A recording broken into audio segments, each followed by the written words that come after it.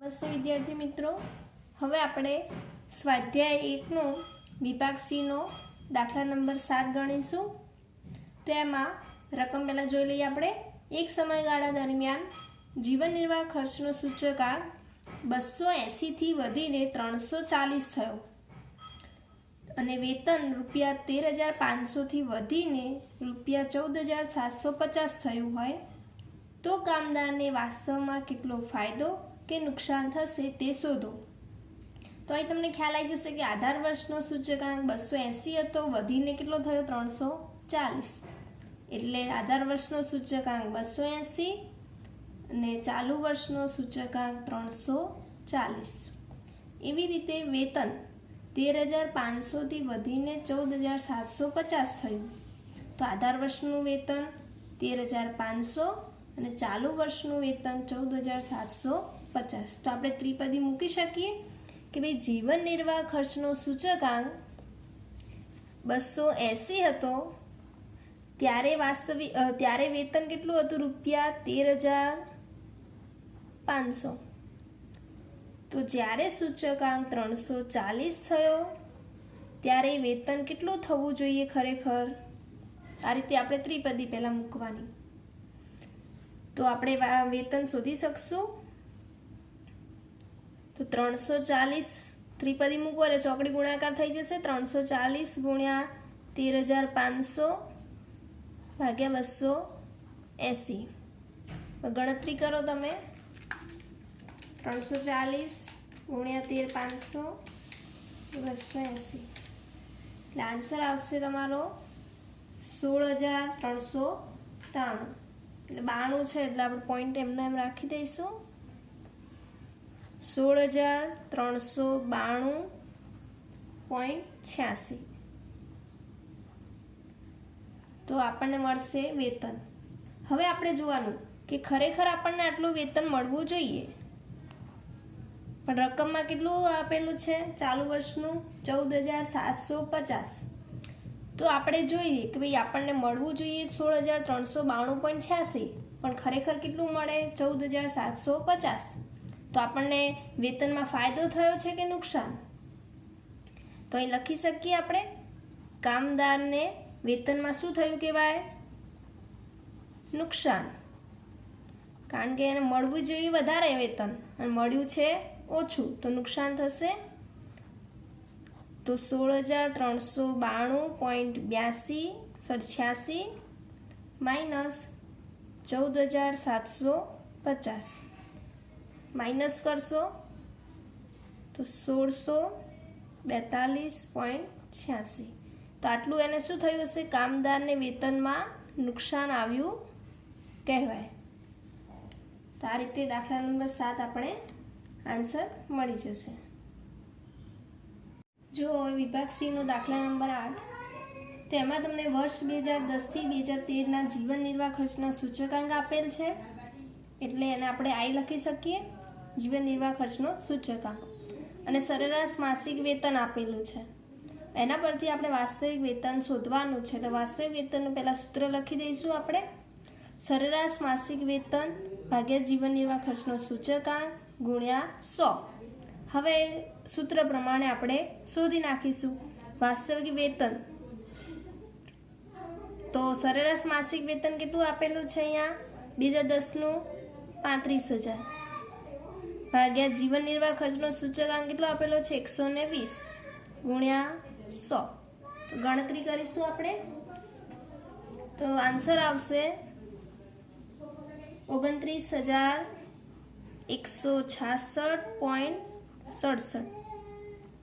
Okay, એવી રીતે આપણે દરેકનું શોધી દઈશું. 40,000 ભાગ્યા 150 ગુણ્યા 100, 42,000 ભાગ્યા 130 ગુણ્યા 100, 50,000 ભાગ્યા 160 ગુણ્યા 100. ઓકે, તો તમને આવડશે. હવે આપણે વિભાગ C નો દાખલા નંબર 9 ગણીશું. તો વર્ષ 2014 અને વર્ષ 2015ના જથ્થાબંધ ભાવના સૂચકાંક અનુક્રમે 177.6 અને 181.2 મળ્યા છે. આ બંને વર્ષના સૂચકાંકનો ઉપયોગ કરી ફુગાવાનો દર શોધો. તો પહેલાં આપણે ફુગાવાના દરનું સૂત્ર લખી દઈશું. તો તમને બધાને ખ્યાલ હશે તો સૂત્ર આવશે આપણું ચાલુ વર્ષનો જથ્થાબંધ ભાવનો સૂચકાંક માઇનસ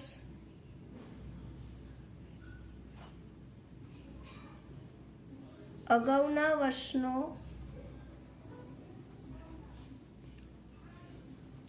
જથ્થાબંધ ભાવનો સૂચકાંક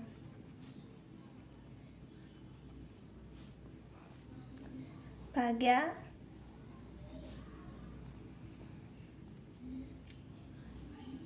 અગાઉના વર્ષનો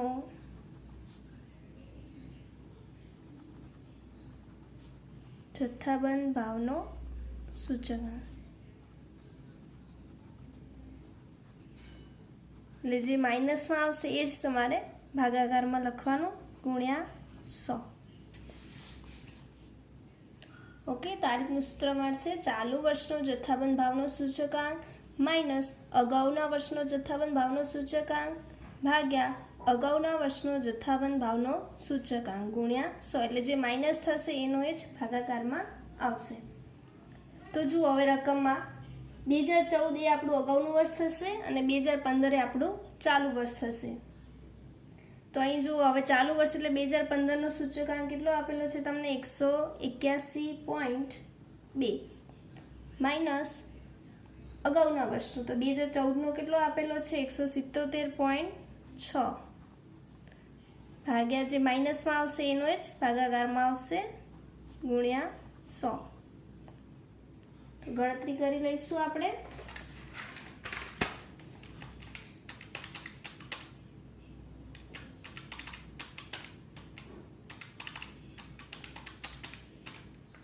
તો આન્સર આવશે તમારે 2.03 ગુણ્યા 100 એટલે આપણે ટકાવારીમાં લખી શકાય કારણ કે 100 વડે ગુણો એટલે શામાં આવશે દર હંમેશા ટકામાં જ આવશે એટલે પાછળ ટકાનું ચિહ્ન કરશું. તો આ રીતે આપણને મળશે ફુગાવાનો દર. વિભાગ સી નો દાખલા નંબર 10 જોઈશું. 3 વસ્તુઓના ભાવ સાપેક્ષ આંકમાં થયેલ ટકાવારી વધારો અનુક્રમે 315, 328 અને 390 છે.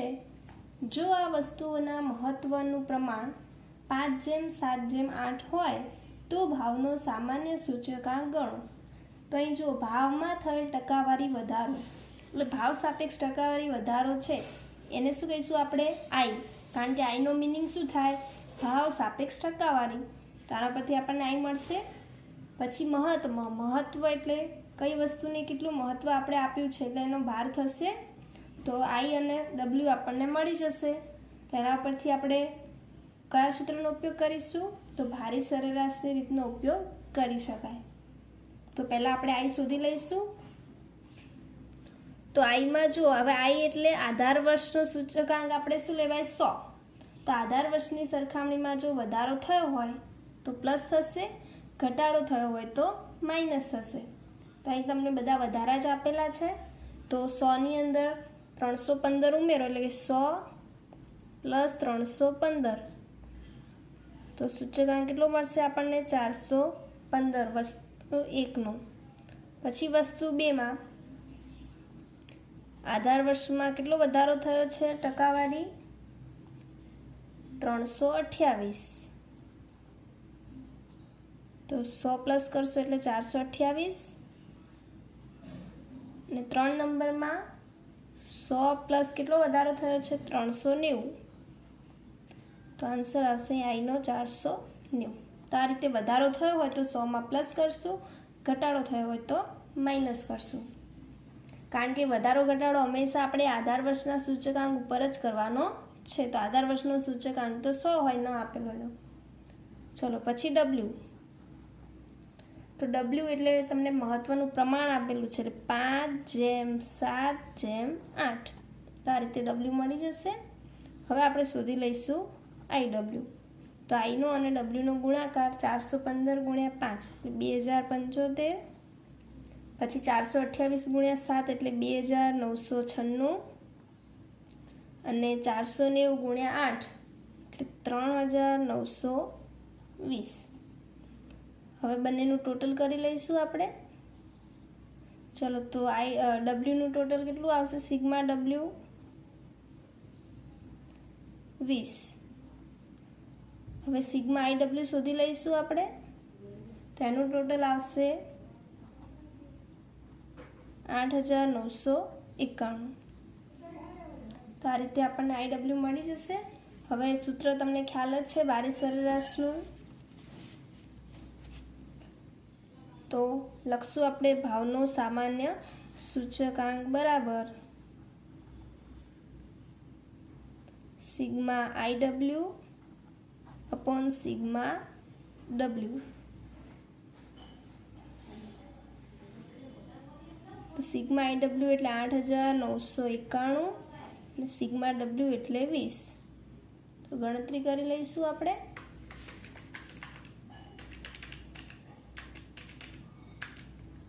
$449.55. તો આ મળી ગયો આપણને જવાબ. જુઓ હવે વિભાગ સીનો દાખલા નંબર 11. જો વર્ષ 2014 માટે એક વર્ગના કુટુંબની ખર્ચવાપાત્ર સરેરાશ આવક ₹25,000 આપેલ છે. આગળ જોઈએ. જો તે વર્ગનો વર્ષ 2014ના આધારે વર્ષ 2015 માટેનો જીવન નિર્વાહ ખર્ચનો સૂચકાંક 120 હોય, એનો મતલબ કે 2014ના આધારે, તો 2014 આધાર વર્ષ થશે. તો 2014નો જો સૂચકાંક તમને આપેલો નથી, તો 2014નો ન આપેલ હોય તો આધાર વર્ષનો કેટલો લઈ શકાય? 100. ચલો 2016નો તમને આપેલો છે, કેટલો આપેલો છે?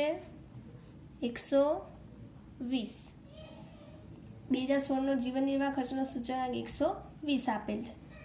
તો હવે ખર્ચવાપાત્ર સરેરાશ માસિક આવક આપણે શોધવાની છે. તો એનું સૂત્ર આપણને ખ્યાલ છે, ચાલુ વર્ષનો સૂચકાંક ભાગ્યા આધાર વર્ષનો સૂચકાંક ગુણ્યા આધાર વર્ષની આવક. પણ જો સૂત્ર ન આવડતું હોય તો તમે ત્રિપદી મૂકી શકો.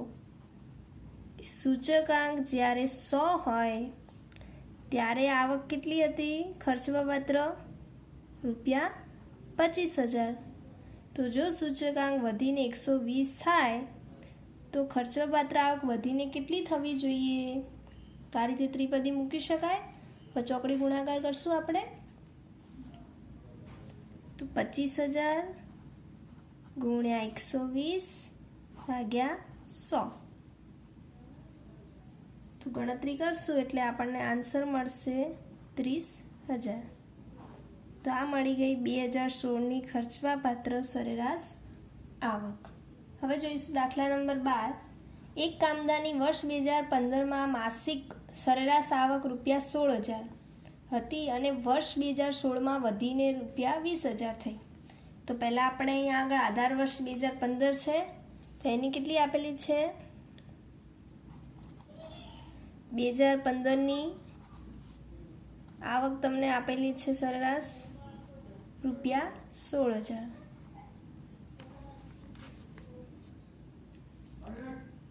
અને 2016ની કેટલી આપેલી છે? 2016ની સરેરાશ આવક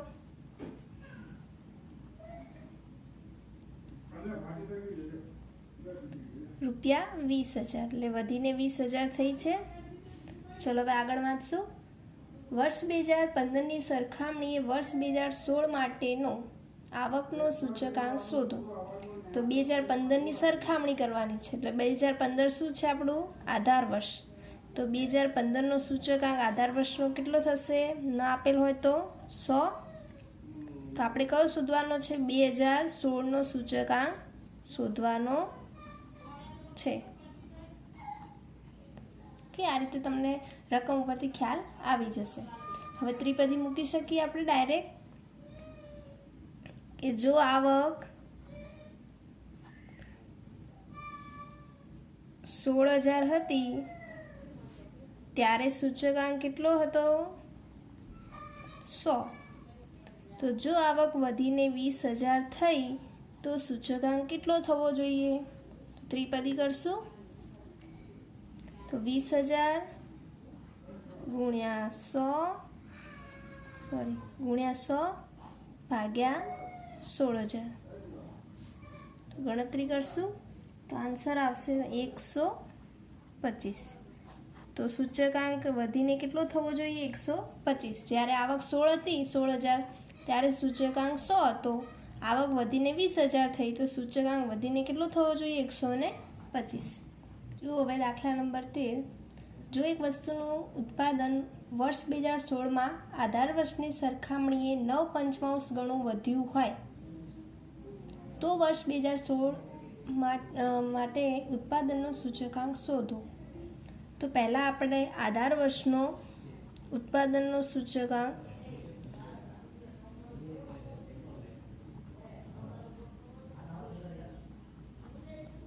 જો તમને આપેલ નથી તો આપણે કેટલું લઈ શકાય? 100. આધાર વર્ષનો સૂચકાંક એટલે 100. હવે શું કીધું છે? 2016માં આધાર વર્ષની સરખામણીએ 9/5 ગણું વધ્યું છે ઉત્પાદન. એનો મતલબ કે એનો સૂચકાંક પણ એટલો શું થયો હશે? વધ્યો હશે. તો આપણે 2016નો સૂચકાંક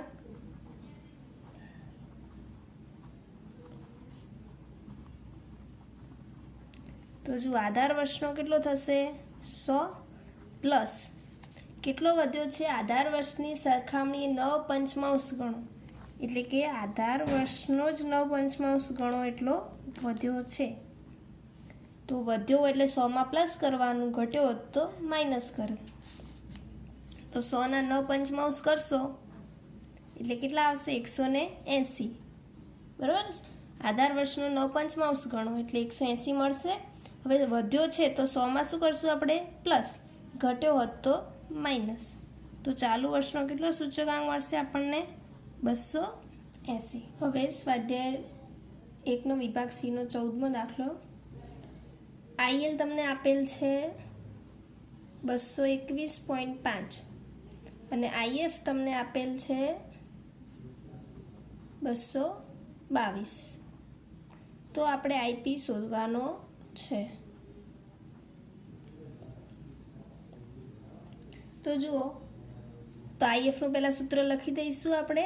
IF બરાબર વર્ગમૂળમાં IL ગુણ્યા IP. તો જુઓ, IF કેટલો આપેલો છે તમને? 222. IL કેટલો આપેલો છે? 221.5 અને IP આપણે શોધવાનો છે. તો વર્ગમૂળ હોય બરાબરની આપણે જો હવે આ વર્ગમૂળ નીકાળો એટલે બરાબરની સામેની બાજુ શું થઈ છે? વર્ગ થઈ જશે ને આ વર્ગમૂળ નીકળી જશે. ચલો તો 222નો સ્ક્વેર કરશો એટલે કેટલો આન્સર આવશે? 49,284. હવે આ ગુણાકારમાં આપેલું છે, બરાબરની આ બાજુ આવશે તો શું થઈ જશે? ભાગાકારમાં.